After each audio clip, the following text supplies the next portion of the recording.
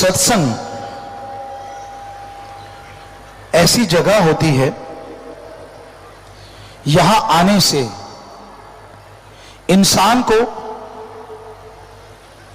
कर्मों का पता चलता है, कौन से अच्छे कर्म हैं, कौन से बुरे कर्म हैं।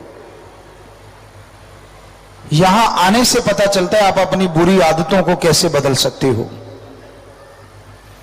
हर इंसान के अंदर आदतें जरूर रहती हैं, किसी के अंदर अच्छी ज्यादा हैं, पर वो कोई कोई है बुरी आदतों वाले ज्यादा हैं।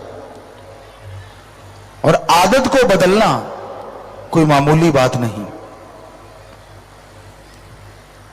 बारे शाह ने हीर लिखी है, लेकिन कई बातें मजाजी इश्क वालों को भी सच्ची होती हैं। बारे शाह ना आदतां जांदियां जी, भावें कट्टिए पोरियां पोरियां जी, कि अगर बंद बंद भी अलग कर दें, जितने जोड़ हैं, जिसको जो आदत पड़ी है वो उसे छोड़ता नहीं।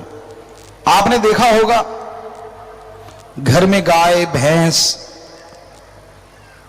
अच्छा हरा चारा डालो, दाना डालो, लेकिन कईयों की आदतें रस्सा ही चबाती हैं। तो उसी तरह इंसान की आदतें हैं। इंसान को भगवान के बराबर का दर्जा, यानी नर और नारायण में कोई फर्क नहीं रहता। अगर नर सुमरन कर ले, भक्ति कर ले, तो वो भगवान का रूप बन सकता है। पशु पक्षी ऐसा नहीं कर सकते। पर पशुओं की आदत बदलने के लिए उनके मुंह पे कुछ ना कुछ चढ़ा दिया जाता है। हमने देखा गांव में, पंजाबी जो चिकड़ा कहते हैं, चिकली कहते हैं, वो चढ़ा दिया जाता है। और वो रस्सा खाएगा कैसे? पर आदमी के कौन चढ़ाए? ये तो मर्जी का मालिक है, इसे कौन रोक सकता है? कोई भी नहीं। हां, जब मार पड़ती है, जब ठोकर लगती है, तब इंसान संभलना शुरू करता है। कितना अच्छा हो कि ठोकर लगने से पहले ही संभल जाओ। कबीर जी ने लिखा है, मना रे तेरी आदत ने, कोई बदलेगा हरि जन सूर। चोर जुआरी क्या बदलेंगे तो माया के मजदूर। मना रे तेरी आदत ने, कोई बदलेगा हरि जन सूर।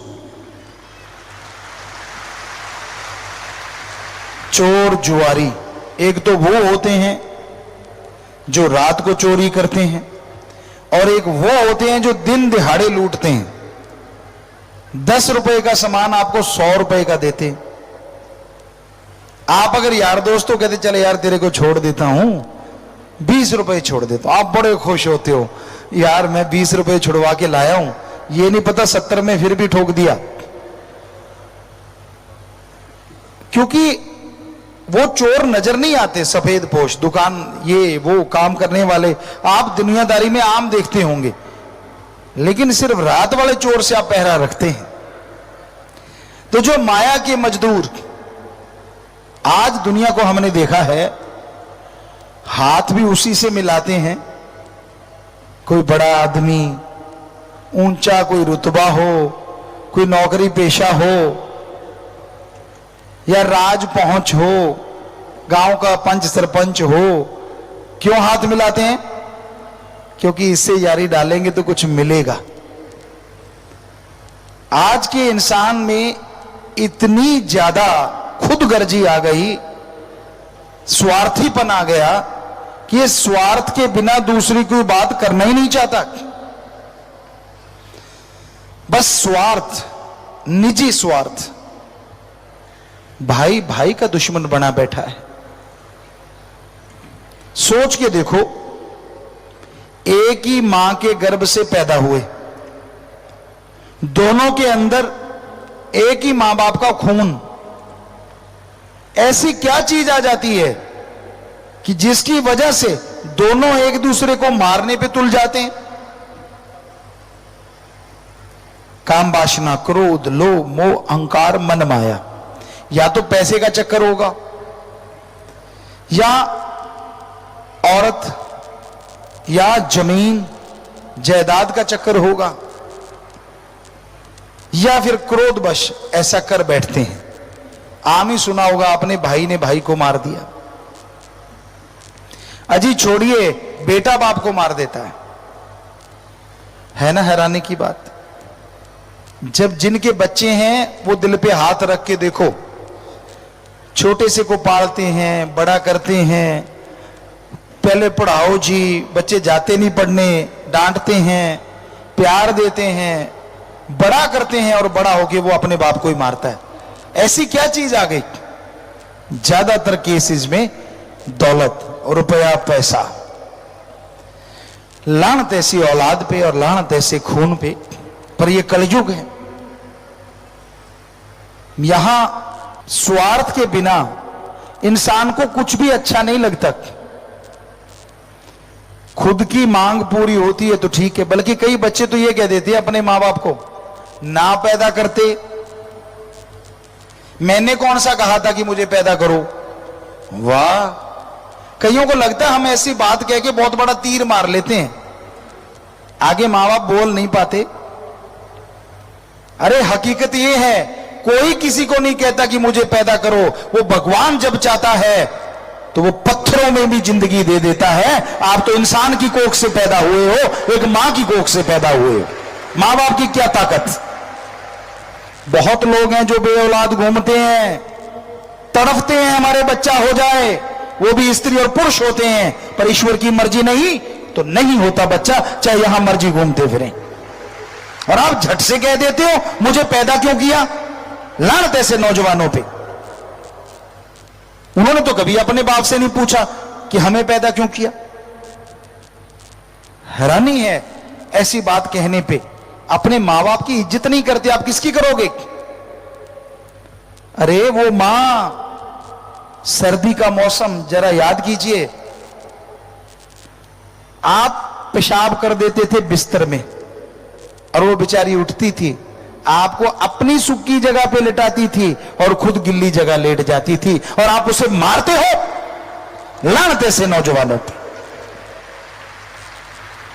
मां का ऋण तो उतारा ही नहीं जा सकता, कैसे उतारोगे कर्जा। कभी किसी को मौका मिलता है, मां बाप बुजुर्ग हो जाते हैं, बेचारे उठ नहीं पाते, यहां तक कि टट्टी पेशाब भी नहीं जा पाते, और आप उनके बेटे बेटियां नाकबों से कोड़ते हो, आपको बदबू आती है। आपकी मां को तो नहीं बदबू आई जब आपकी वो पोटी पहुंचा करती थी, आपकी मां को तो कभी बदबू नहीं आई, आपको अपनी मां से बदबू, अपने बाप से बदबू। कैसा है ये युग, कैसे हैं ये लोग, बड़ी हैरानी होती है। अरे ऋण उतारने का मौका मिला है, उन्होंने आपका साफ किया, मालिक ना करे कि ऐसा मौका किसी को मिले, चलते फिरते ही जाएं। लेकिन लोग पता क्या कहते हैं हमारे पास आके, पिताजी हमारी माताजी बीमार हैं। हमने कहा ठीक है बेटा प्रसाद ले जाओ, मालिक से दुआ करेंगे वो ठीक हो जाएं। कहते नहीं जी नहीं। हमने कहा और क्या। कहते कोई ऐसा प्रसाद दे दो उनकी मुक्ति हो जाए। बताओ। हमने कहा जिंदगी बचाने के लिए तो हम भगवान से प्रार्थना कर सकते हैं, पर किसी को मारने के लिए कल्पना भी नहीं कर सकते, प्रार्थना करना तो दूर की बात।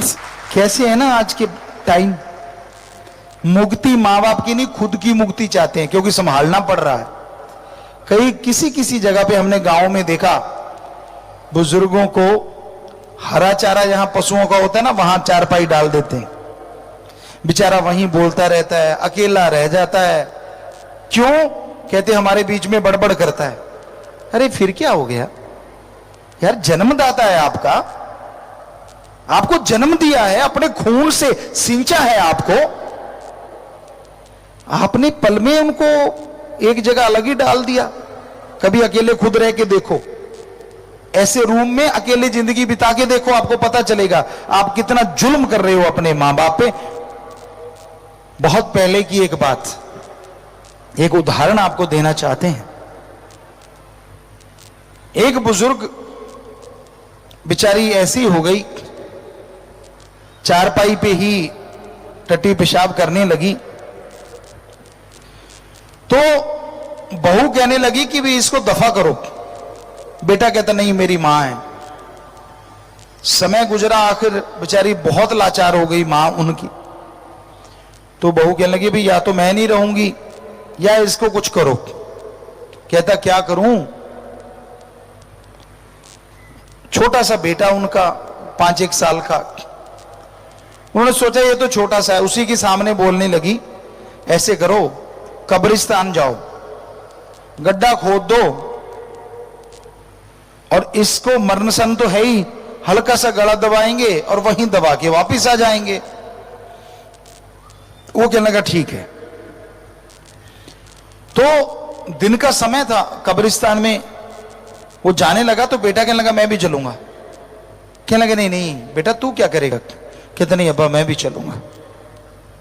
चले गए दोनों, गड्ढा खोदने लगे। कहने लगा बच्चे ने देखा ये क्या कर रहे हो? कहते आपके दादी का इंतजाम कर रहे हैं। गड्ढा खोदने लगे। अब सांस चढ़ गया फादर का, बाप का।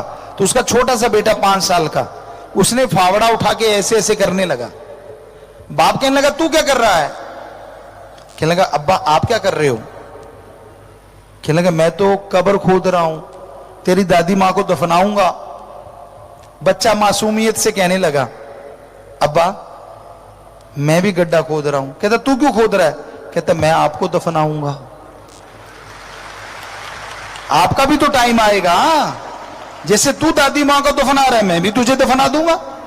तो उसकी आंखें खुल गई, बहुत रोया और घर आके बीबी को कहता जाना तो जा, मैं अपनी मां की सेवा करूंगा, मारूंगा नहीं। तो कोई पता नहीं होता कौन कब शिक्षा दे दे। छोटे से बच्चे ने उसका हृदय परिवर्तन कर दिया। तो आप पढ़ लिख गए, कोई तोप नहीं मार दिया, आप जैसे लाखों घूम रहे हैं पढ़ लिख के। मजा तब है जब आप अपने घर से शुरुआत करो सेवा की। अपनी मां जिसकी कोख में जन्म लिया, अगर आपको लगता है ये फजूल है तो आप 3-4 किलो का बट्टा ले लो और अपने पेट पे बांध के 5-7 दिन सो के दिखाओ। नहीं सो पाओगे, नींद नहीं आएगी। अरे आपकी मां ने आपको 9 महीने पेट में रखा है, सोती भी रही, जागती भी रही, काम भी करती रही, और आप उसको तगमा देते हो मुझे क्यों जन्म दिया।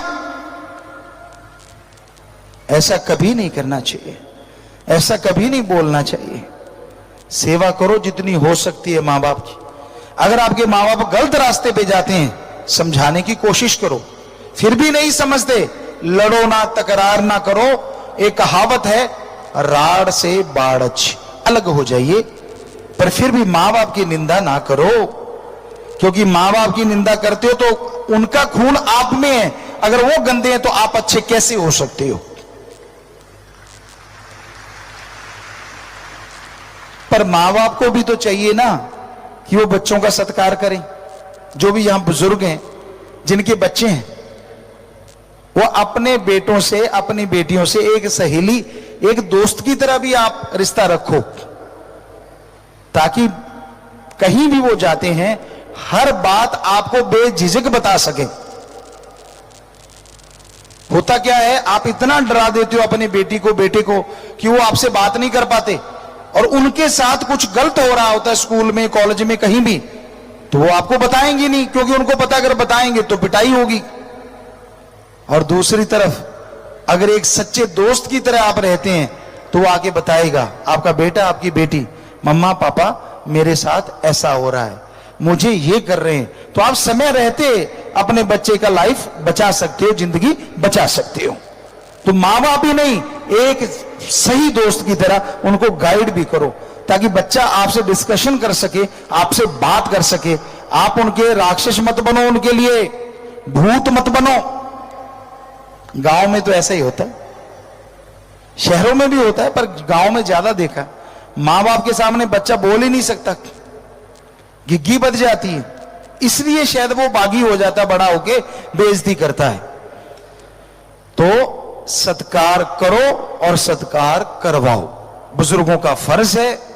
जब बच्चा नौजवान हो गया तो गृहस्थ जिंदगी के बाद अनप्रस्थ भी आश्रम होता है। वन में जाया करते थे लोग, चलो आप वन में ना जाओ, घर में रहो, पर बच्चे के कंधों पे बोझ डालो कि ले बेटा तू जवान हो गया, अब तू संभाल। हां मेरे पास तजुर्बा है, बेटा अगर तुझे तजुर्बा चाहिए तो मैं दूंगा। हाँ फिर बेटा ले ही ना तो बात अलग है, उसकी मर्जी। आपने अपनी जिंदगी में बहुत अच्छा नाम किया, बहुत कुछ बना के दिया बच्चों को, अब बच्चे ही नहीं मानते, बच्चे ही अगर नहीं सुनते तो वो अगर गलत करेंगे या नुकसान करेंगे तो वो उनका है। तो मां बाप को भी चाहिए उनकी बात भी सुने। कोई छोटा बच्चा भी राय देता है, कोई पता नहीं आपके घर के लिए वो कितनी अच्छी हो, ये मत सोचो कि वो बच्चा ही है। दिमाग मां के गर्भ में आते बनना शुरू हो जाता है, और मां के गर्भ में भी बच्चा बहुत कुछ सीख लेता है। अब मिन्नू चक्रव्यूह तोड़ना सीख गया था, आपकी जानकारी के लिए। तो ये मत सोचो कि यार ये कल का छोकरा मुझे क्या सिखाएगा, नहीं नहीं, गलत। अच्छी बात चाहे बच्चा कहे चाहे बड़ा कहे, परिवार वाले मुखिया को माननी चाहिए, और जो मान लेगा उसका ही घर तरक्की करता है, नहीं तो पीछे रह जाता है। तो हर किसी का सत्कार, अगर आपकी बहन है, आपका भाई है, उनके लिए जो रिश्ता बनता है वो भावना रखिए, सत्कार कीजिए एक दूसरे का। हालांकि ये कलयुग है, बड़े बड़े महानगरों में तो कोई बहन भाई रिश्ता नाता नहीं रहा, चाहे आपको बुरा लगे, लेकिन सच यही है। जो वेदों में लिखा था, श्री गुरु गोविंद सिंह जी महाराज ने लिखा था, बहुत संत पीर फकीरों ने लिखा था, आज वो सच नजर आता है। उन्होंने कहा था ऐसा कलयुग आएगा, उसे कहेंगे घोर कलयुग, जिसमें रिश्ते नाते खत्म हो जाएंगे, रिश्ते रह जाएंगे स्त्री और पुरुष का, बाकी सब खत्म। और आज के दौर में बड़े बड़े महानगरों में तो ऐसा हो गया, बल्कि गांवों में भी ऐसा होता जा रहा है। जो बचे हुए हैं अच्छे संस्कार हैं, भगवान की कृपा है, और उनका भगवान से प्यार है, तभी बचे हैं, वरना बहुत मुश्किल है, आग लगी हुई है चारों तरफ। तो ऐसी बुराई की आग में जीना, राम नाम से जो जीते हैं, अल्लाह वाहिगुरु की भक्ति से जो जीते हैं, कहते हैं सोना गोल्ड आग में से निकल के ही अच्छी आभा पाता है, चमक पाता है। तो जो ऐसे दौर में से निकल जाते हैं, भक्ति इबादत करते हैं, अच्छे कर्म करते हैं, लोग उनका नाम सत्कार के साथ लेते हैं, उनके मां बाप की, परिवार की इज्जत होती है। अरे जवानी सभी पे आती है, जवानी ये मत सोचो कि आप पे कोई नई आई है, आपसे पहले भी सभी पे आई, गधे पे भी आती है, पर वो दुलत्तियां झाड़ झाड़ के गवा बैठता है। इंसान पे जवानी आई है तो कहते हैं जवानी पहले दर्जे की, जो किसी के काम आ जाए, किसी की जिंदगी बचाए, किसी रोते हुए को हंसाए, किसी का दुख दर्द मटाए, वो है जवानी। पर अगर ये जवानी किसी को रुला दे, किसी को तड़पा दे, तो ये जवानी नहीं, ये राक्षसीपन है, ये शैतानियत है। और हमारे धर्मों में लिखा है जवानी की भक्ति पहले दर्जे की, अव्वल दर्जे की मंजूर होती है मालिक के दरबार में बचपन और जवानी। इसमें जो भक्ति करने लग जाते हैं तो फिर वो ध्रुव की तरह अलग ही नजर आते हैं। अरे बुरे कर्म तो आज के युग में हर कोई कर रहा है, आप करोगे तो कौन सा अलग कर लिया। मजा तब है जब आप अच्छा कर्म कर डालो, सारी दुनिया से अलग पहचान बना लो, लोग कहें वाह धन्य है इसके मां बाप जिसने इसको जन्म दिया। मजा आ जाए जवानी का।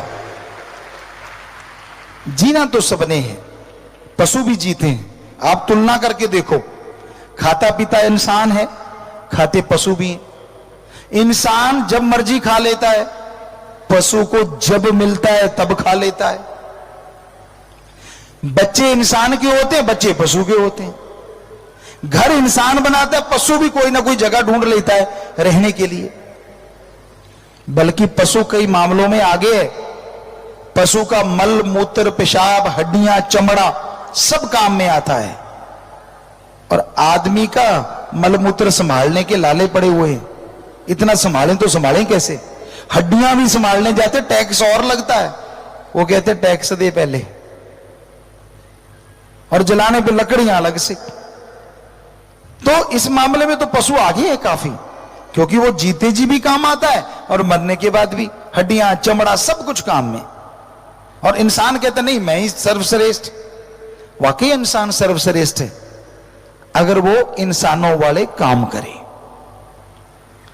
एक इंसान हजारों पशुओं को बचा सकता है, जबकि हजारों पशु एक इंसान को नहीं बचा सकते। इसलिए इंसान सर्वश्रेष्ठ है। इस धरती पे रहता इंसान भगवान को देख सकता है, पशु नहीं देख सकते, इसलिए इंसान सर्वश्रेष्ठ है। इंसान इंसान वाले कार्य करके इस जहानी दोनों जहान में अपना, मां बाप का, कुलों का नाम रोशन कर सकता है, पशु नहीं कर सकते, इसलिए इंसान सर्वश्रेष्ठ है। पर आज उल्टा हुआ पड़ा है। एक उदाहरण आपको देते हैं। राजस्थान में हिरण बहुत होते, मिर्ग मारते नहीं उधर लोग, लेकिन खेतीबाड़ी करते हैं तो अब खेती को बचाना भी तो जरूरी है ना। हिरण आके खेती चर जाते हैं, तो हम लोग क्या करते थे, कांटेदार तार लगा देते, झाड़ियां लगा देते थे खेती के साइड में, कि भाई अगर आएंगे तो वो वापस चले जाएंगे। लेकिन जानवर तो जानवर है, यहां से नाला काट के, खाड़ा काट के पानी लगाते हैं, पंजाबी च नक्का कहते, उसमें से झुक के वो अंदर घुस जाते हैं और फसल खा जाते हैं।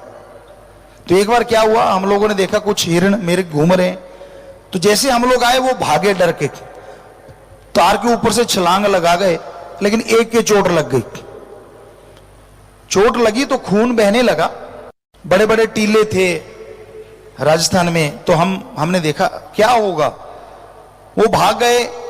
टीले के अंदर झोंक होती है, नीचे जगह खाली, नीची जगह होती है, तो ढलान होती है वहां नीची जगह। हम टीले के पीछे छुपते छुपते छुपते छुपते जाके देखने लगे। ध्यान से सुनिएगा, जिसके खून बह रहा था बाकी सारे टोले ने, मिर्गों ने उसको घेर रखा था, और एक मिर्ग उसके खून वाली जगह को चाट रहा था, लगातार अपनी जीभ से चाट रहा था, चाट रहा था, चाट रहा था। थोड़ी देर में उसका खून आना बंद हो गया, यानी उनका वो डॉक्टर ही होगा हमें लगता है। खून आना बंद हो गया, मिर्ग चले गए। ये तो है पशु की बात। अब देखो इंसान, आपने भी देखा होगा रोड के किनारे कोई इंसान जख्मी पड़ा होता है, गाड़ियां आती हैं, थोड़ी धीरे होती हैं, उसको देखती हैं और फिर स्पीड पकड़ लेती हैं। अब आप सच सच बताओ, इंसान कौन है और पशु कौन है? पशु के चोट लगी, पशुओं ने घेर के उसको ठीक कर लिया। इंसान के चोट लगी, इंसान अपनी गाड़ियां लेके भाग जाता है। तो आज इंसान पशु बना बैठा है और पशु इंसान बने बैठे हैं। लानत। अरे चोट लगी है बेचारे के, उसे हॉस्पिटल पहुंचा दो। आदमी की जिंदगी बचाने से बड़ा पुण्य कोई नहीं होता। लेकिन किसके पास टाइम है? अगर आपका बेटा हुआ तो, अगर आपका रिश्तेदार हुआ तो टाइम है। तो ये गलत बात, ऐसा नहीं करना चाहिए। दीन दुखियों की मदद करना ही इंसानियत है, मानवता है। किसी को तड़फाना, किसी को सताना, ये ही राक्षस होते हैं, और राक्षसों के सींग नहीं होते। इंसान बनो। अरे जवानी है, अच्छे गेम खेलो, देश का, मां बाप का नाम रोशन करो, अच्छे पढ़ लिख जाओ, मां बाप का, देश का नाम रोशन करो। अगर ऐसा भी नहीं तो अनपढ़ भी हो तो भी कोई बात नहीं, अच्छे कर्म करो तो भी मां बाप और देश का नाम रोशन कर सकते हो। अकबर कोई ज्यादा पढ़ा लिखा नहीं था, अनपढ़ ही था, और आप जानते कितना बड़ा राजा बना था वो। सो इस चक्कर में मत रहो कि आप तो पढ़ ही नहीं पाए, टाइम बीत गया। वैसे सीखने का कोई टाइम नहीं होता। कोई भी कलाकार, कोई भी प्लेयर, कोई भी गुणवान इंसान ये नहीं कह सकता कि मैं 100% परिपूर्ण हूं। लास्ट तक सीखते जाओ, बहुत कुछ सीखने को मिलेगा। कोई भी नहीं कहता, हमने तो कभी सुना नहीं। तुलसी जी इतने बड़े विद्वान, जो कोई कहे संत को चीना, तुलसी हाथ कान को दीना। वो भी कह रहे हैं कि संत जो उस मालिक से मिलाता है, जो मालिक का नाम गाता है, कि किसी ने कह दिया कि मैंने तो उसको पहचान लिया, तुलसी जी कहते भाई मैं तो तौबा करता हूं। सो जो भी अच्छा काम आप सीख रहे हो, लगन से सीखो, एकाग्रता से सीखो। कई मां बाप कहते हैं जी बच्चों के ऐसे खेलते रहते हैं, खेलना नहीं चाहिए। ये आपका ही गलत बात है। हां, बच्चों को चाहिए कि पढ़ना भी चाहिए और खेलना भी चाहिए, क्योंकि जब आप खेलते हैं आपका माइंड फ्रेश हो जाता है। उसके बाद जब पढ़ेंगे तो पढ़ाई ज्यादा आएगी, ये हमने आजमाया है। तो आप हर अच्छे कर्म में भाग लो, हर बुरे कर्म से भाग जाओ। दोनों तरफ भाग है, अच्छे कर्मों में भाग ले लो और बुरे से भाग जाओ। यह मूल मंत्र है जिंदगी में खुशियों का। आवारागर्दी तो हर कोई कर रहा है भाई। क्या आपने देखा है, गांव में कहा करते हैं आवारा कुत्ता दर दर जाए दूर दूर होए, और जिसके पटा पहना है उसे हाथ ना लगाए कोई, क्योंकि पता है फलां का कुत्ता है। तो आवारा तो उनको भी बुरा मानते हैं जो कुत्ते घूमते हैं। आप तो आदमी हो, किसने बोला कि आप आवारा हो? किसने बोला कि आप कुछ नहीं कर सकते? हम कहते हैं एक फकीर के नाते, आपके दिमाग में बहुत टैलेंट भरा है भगवान ने, बहुत कुछ। आप काम ही ना लो इस खोपड़ से तो कहना ही क्या। अगर काम ले लो और अच्छे काम में इसको लगा लो तो आप इतनी तरक्की कर सकते हो जो कभी आपने सोचा भी नहीं। सो नेगेटिविटी को अपने अंदर पनपने मत दो, यानी हतोत्साहित मत होइए, उत्साहित रहिए। यह मत सोचिए कि मैं कुछ नहीं कर सकता, मेरे से थोड़े ना कुछ होता है, मैं तो बस इसी काम का हूं। नहीं भाई, दिमाग बहुत दिया है। तेरे जैसे दिमाग वाले ने सुपर कंप्यूटर बनाया है, तेरे जैसे दिमाग वाला मंगल ग्रह तक पहुंच गया। अरे तेरे जैसे ही दिमाग वाले ने रॉकेट ऐसे ऐसे बना दिए जो सूरज तक जा रहे हैं। लोग चंद्रमा पे प्लाट काटने की सोच रहे हैं क्योंकि वहां पे उतरे हैं। आप दिमाग लगाते नहीं, सारा दिन शैतानी काम, सारा दिन फजूल के काम, सारा दिन फालतू की बहसबाजी, सारा दिन निंदा चुगली। कभी इससे फुर्सत ले लिया करो, बहुत हो गया, छोड़ दो।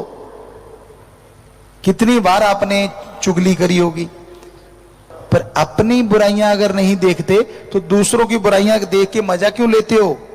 अरे जो दूसरों की बुराइयां देखता है उसका बोझ खुद के ऊपर आ जाता है और वो बिल्कुल साफ हो जाता है, काफी हद तक साफ हो जाता है। जो गाते हो ना वो चला जाता है, खुद की बड़ाई गाओगे चली जाती है, खुद के अवगुण गाओगे चले जाएंगे। दूसरों के गुण देखो, अवगुण नहीं। अगर गुण देखोगे वो आपके अंदर आ जाएंगे और आप गुणवान बन जाओगे। काश इकट्ठे बैठो, कभी याद किया करो यार, आप अच्छा काम कौन सा करें जिसमें गांव का भला हो जाए। अच्छा काम कौन सा करें यार, मां बाप का नाम रोशन हो। अच्छा काम कौन सा करें जिसमें बिजनेस व्यापार बढ़ जाए, चलो यही कर लो। लेकिन आप तो कहते हो कौन सा काम करें साथ वाली दुकान पे आग लग जाए, कौन सा काम करें इनके ग्राहक आने बंद हो जाए, कोई तबीज डालेंगे चौरस्ते पे। आपने देखा होगा, आज के बच्चों ने भी देखा होगा, वो एक होता नारियल और एक काफी पैसे से डाल के उसमें, हम लोग तो उसको तोड़ के खा जाते थे, पैसे कोई सामान ले लेते थे, कुछ नहीं होता, बकवास। आप मत खाना, हमारी बात कुछ और थी, कहीं खाने लग जाओ, क्योंकि उसमें जहर भी डाल सकते हैं लोग, कुछ पता नहीं किसी का। तो किसी से कोई चीज खानी नहीं चाहिए, क्योंकि आजकल ऐसे केमिकल आ गए हैं अगर आप वो चीज खा लेते तो आपका दिमाग उसका गुलाम हो सकता है। ऐसे ऐसे केमिकल आ गए, इसलिए किसी से कोई चीज लेके खानी ही नहीं चाहिए। तो बड़े अजीबोगरीब, वो रखते क्यों है चौरस्ते में? ताकि पड़ोसी का बेड़ा गर्क हो जाए, मेरा बढ़िया रहे, बाकी सारे बर्बाद हो जाएं। तो ऐसा नहीं करना चाहिए, क्योंकि अगर आप किसी का बुरा सोचते हो, एक पंजाबी च कहावत है, कामां दे आखे टग्गे नहीं मरदे। पुराने टाइम में बैल जोता करते थे लोग, और काग आके काव काव काव करते कि भी मांस मिल जाए। तो किसी ने कहावत बना दी कि कामां दे आखे टग्गे, यानी बैल नहीं मरते। सो ईर्ष्या नफरत वाले के कहने से किसी का काम खराब नहीं होता, बल्कि उसका काम देखते देखते खुद का काम खराब कर लेते हो। तो इसलिए अच्छे कर्म करो, सबका भला मांगो, मां बाप की सेवा करो, दीन दुखियों की मदद करो। हम आपको गारंटी देते हैं भगवान आपकी मदद करेंगे, आपको तरक्की देंगे, आपके घर में खुशियां जरूर आएंगी।